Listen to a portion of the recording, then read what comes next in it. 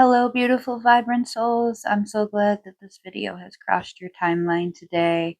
We are going to pull some cards for the collective, see what messages Spirit has for us.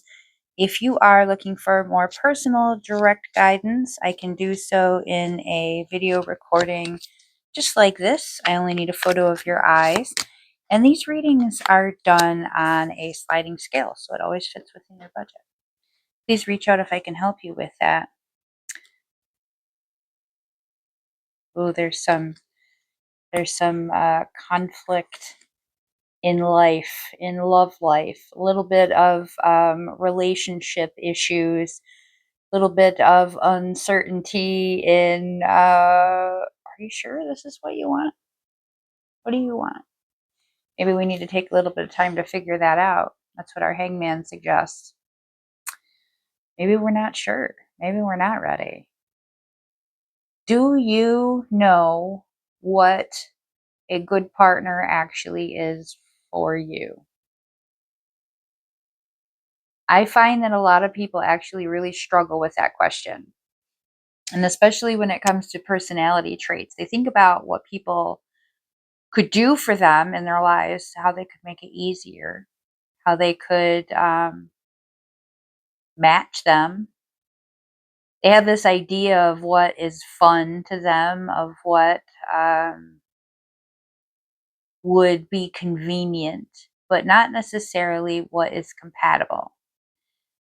And compatibility is a difficult concept because what works for one person in compatibility does not work for another, just even if they're similar to you in a lot of ways. What is most compatible with that person doesn't necessarily mean it's compatible with you. For example, some people really vibe with lighthearted, funny people, and those people that are kind of nonchalant and laid back and very easygoing, and they're always like ready to crack a joke. And they might be a very funny, lighthearted, laid back, easy, quick to crack a joke kind of a person, and they find a partner who does the same thing, and that might work for them. It might work really, really well for them. But for other people, their humor, their means of dealing with things, while it's similar to person A, the perfect person that's compatible with them doesn't necessarily have those same traits. They might need somebody who's a little bit more grounded, a little bit more rational. Like that person, they might need somebody who's a little bit more secure, who is a little bit more of a grounded, stable type of an individual who can help them, maybe see the more serious side of life. So compatibility is very different than um, what a lot of people initially think about in terms of things that they enjoy. We have to think about things that make us feel safe, secure, that help us through difficulties, because those are the real tests of compatibility. What are you like when things get tough? And what is the kind of person that can actually deal with you and help you through that? So if you, when things get tough, if you get very quiet and you struggle to communicate and you kind of go into your hangman and you're just kind of contemplating and you don't really have much to say, some of us are going to need somebody who is very patient, somebody who's very secure and very stable and can allow us to have this independence. Some of us are going to need somebody who is really communicative and expressive to help us find the words to get out of our own head. So compatibility is a struggle for some, and that's what I'm getting with this card, is that you're not necessarily sure what you're really compatible with, and it's difficult for you to express that. So we've got some Nine of Swords, some cruelty, glutton for punishment. It's almost like you're trying to prove to yourself that you really do know what you need, or that you are capable of handling any situation alone. I'm getting, for some of us, this is it's almost I'm gonna prove that I know what I'm doing this time around. We're putting ourselves in the fire for what? Are you trying to undo all that healing you've been doing? What are you doing? This is intentional. You're going through tough stuff, not because it's happening to you, but because your refusal to see yourself as someone who can be vulnerable and might need help and might need a different kind of situation. You're feeling afraid about being honest with yourself. And it's putting you in situations that are not necessarily in your best interest. So when it comes to compatibility and it comes to how we deal with things, that doesn't necessarily limit us to just romantic relationships. That could be friendships as well. The type of people that we get along with and are best for us are not necessarily the people that just make life easy for us. They just let us exist. Sometimes we do need to be challenged and brought out of our comfort zone, because sometimes the people that we think are easiest are actually just reminders of situations that didn't work out. And it's like we're trying to prove to somebody that this time we can make it work, that it wasn't us.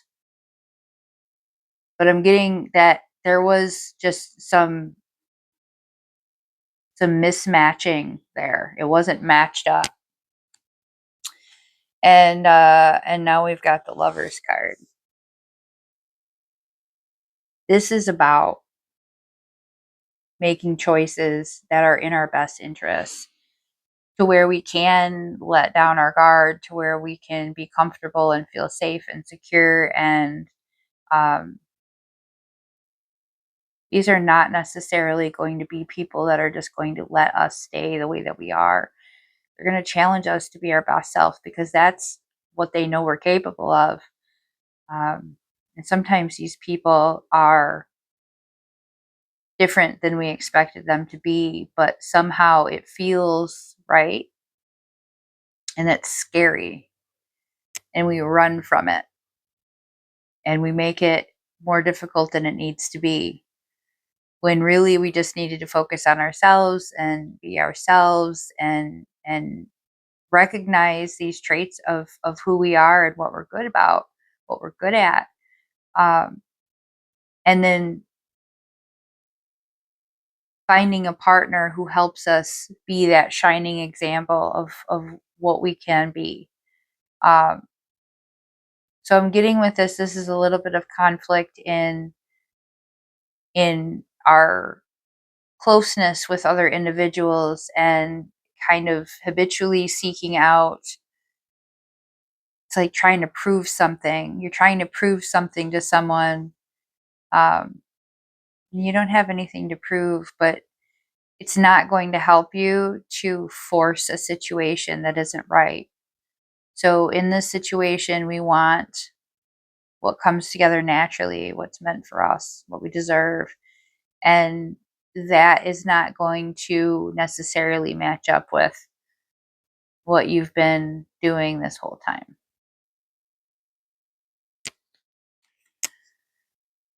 So we come into this action card. I'm getting for this card that there is a hesitancy to do the things that you need to do, because you don't think that you're necessarily going to be able to do a great job, or you don't think that you're quite ready. There's a lot of excuses. I don't have time. I'm not going to be good enough. This is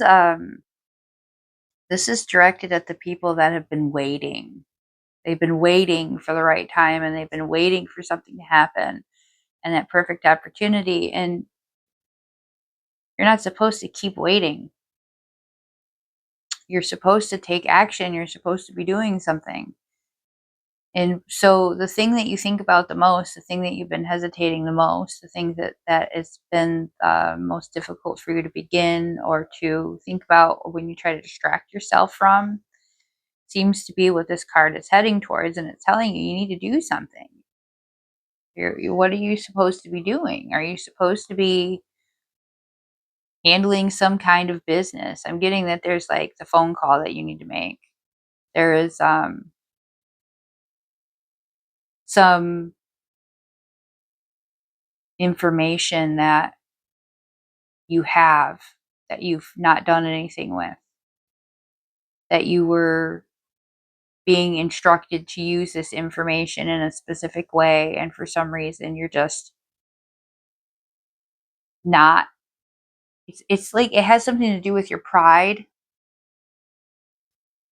It doesn't feel as though there's any other restrictions as much as it's just you hesitating. I'm just like feeling this emotional energy blockage of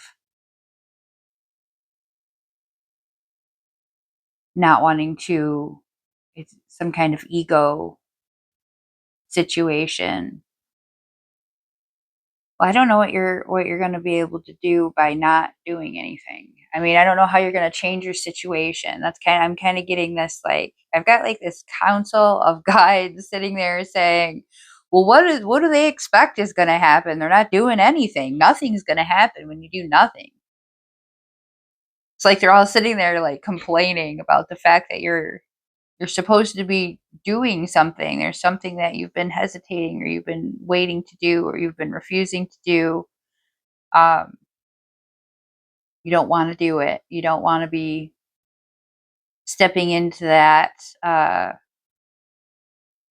into that new area, that new energy. There's no other way around it.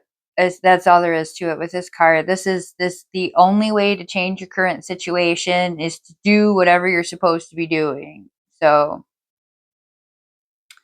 whether you're supposed to put yourself out there, whether you're supposed to make a phone call, whether you're supposed to admit something to somebody. I'm getting for some of you, there's like telling somebody something. You have to be honest with somebody about how you feel or something that occurred, um, so that you can free yourself of that fear, of that blockage. You need to rid this blockage so that you can actually move forward and progress. There's really nothing that anybody else can do to change that situation for you. They're not going to be handing you a get out of situation free card.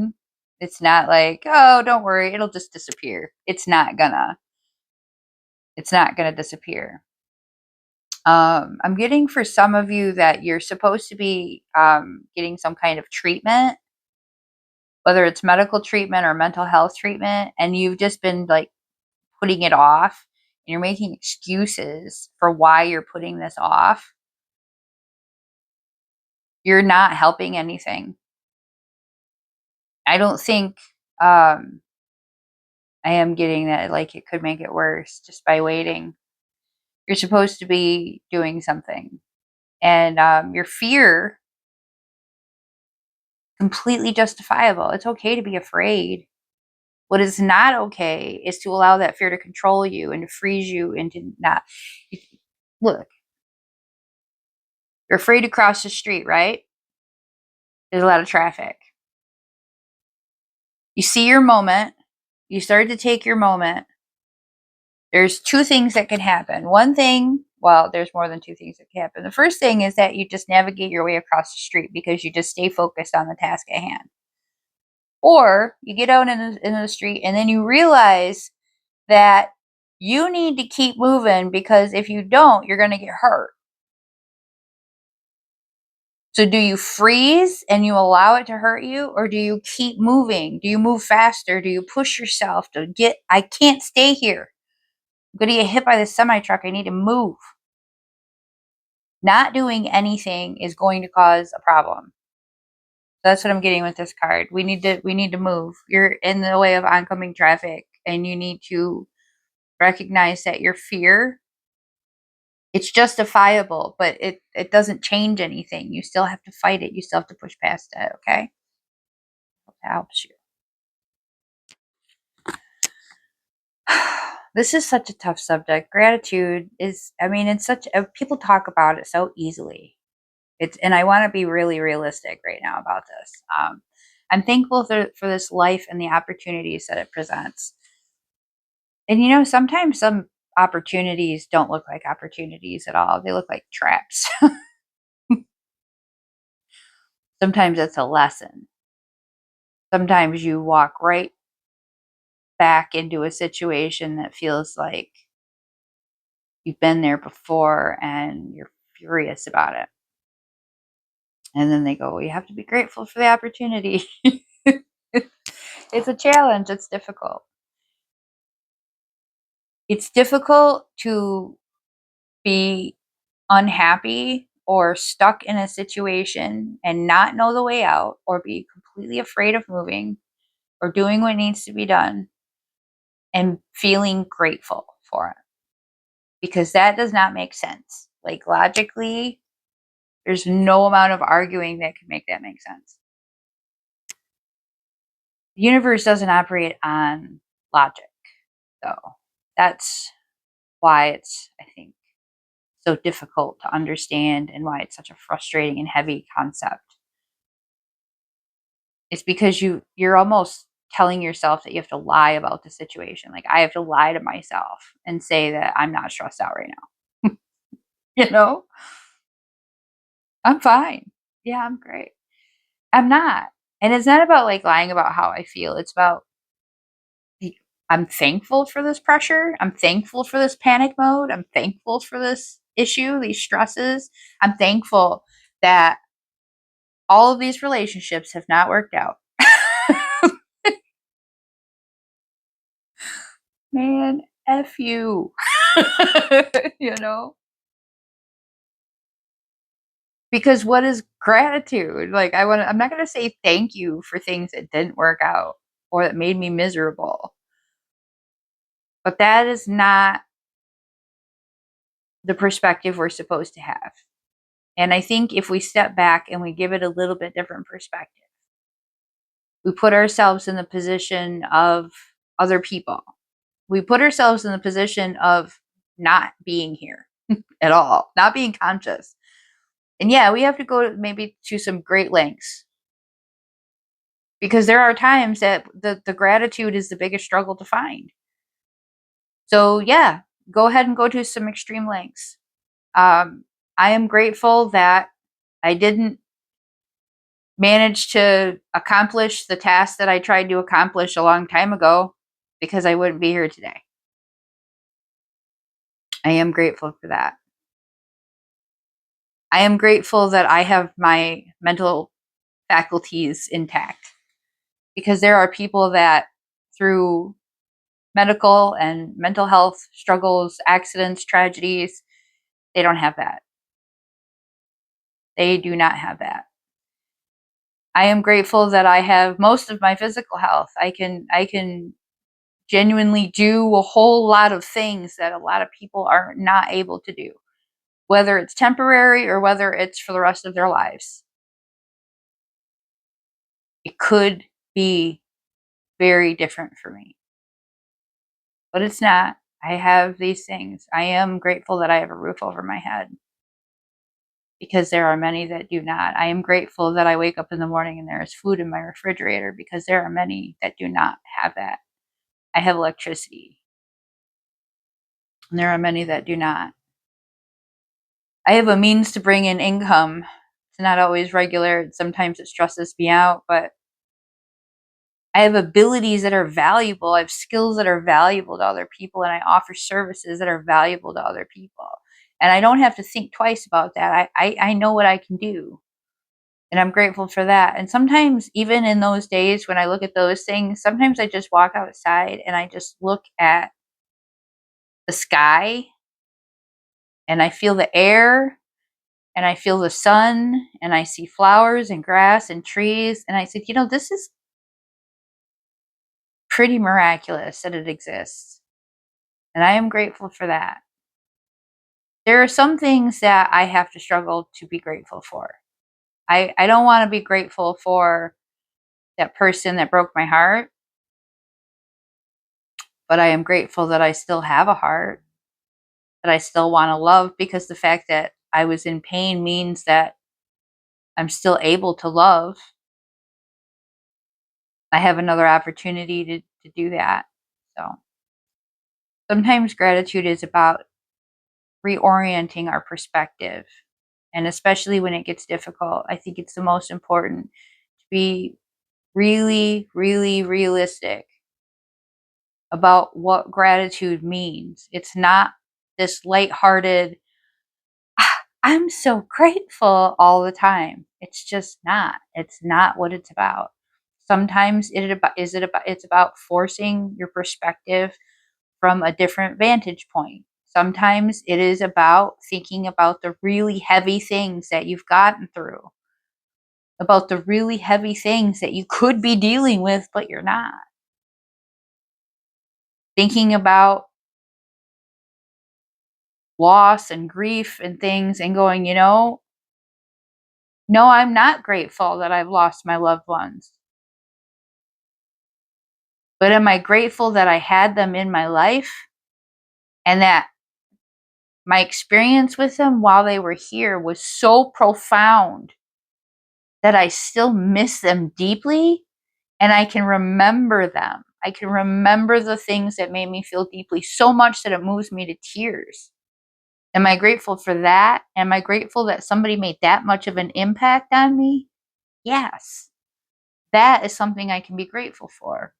And I'm grateful that I'm still here to be able to express that, to be able to share their legacy and their memory, to pass along the lessons that they taught to me.